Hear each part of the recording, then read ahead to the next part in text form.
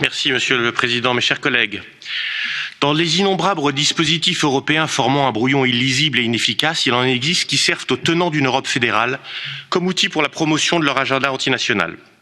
C'est le cas du Fonds européen de défense qui nous occupe aujourd'hui et dont l'objectif est, je cite, d'européaniser les équipements militaires.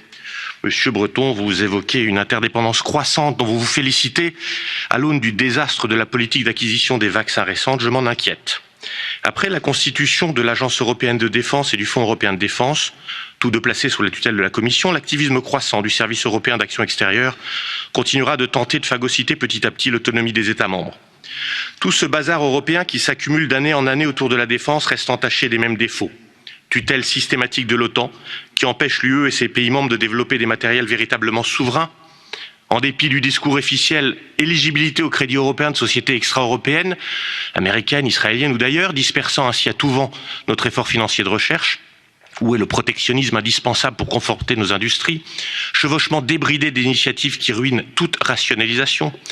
Bureaucratie qui s'installe dès que la Commission se mêle d'un dossier, imposant par exemple que 3 pays au moins participent à la même initiative, avec pour résultat une inefficacité telle que soit les pays participants reprendront leur liberté et développeront en national la capacité censée être développée en commun, soit ils achèteront, comme c'est le cas aujourd'hui, à l'étranger, faute d'aboutissement de projets européens.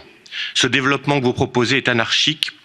Il oublie l'essentiel, une véritable organisation de conduite des programmes. Je ne cesse de dénoncer cette avancée de la matrice fédéraliste sur le domaine de la défense. En France, l'industrie de défense est un fleuron de notre pays, elle est un gage de son indépendance, l'une des clés pour redonner à notre pays un lustre à sa puissance. Si l'Europe de la défense devait se constituer, elle ne le fera qu'à travers des coopérations entre États membres, répondant à des besoins opérationnels, des projets librement consentis. Quant à la dimension industrielle, la coopération directe entre États et industrie a prouvé toute son efficacité. L'UE s'enferme toujours plus dans son dogmatisme de centralisme bruxellois. La France doit défendre ses intérêts stratégiques et le fera. Ce qu'une nation ne fait pas pour elle, personne ne le fera à sa place.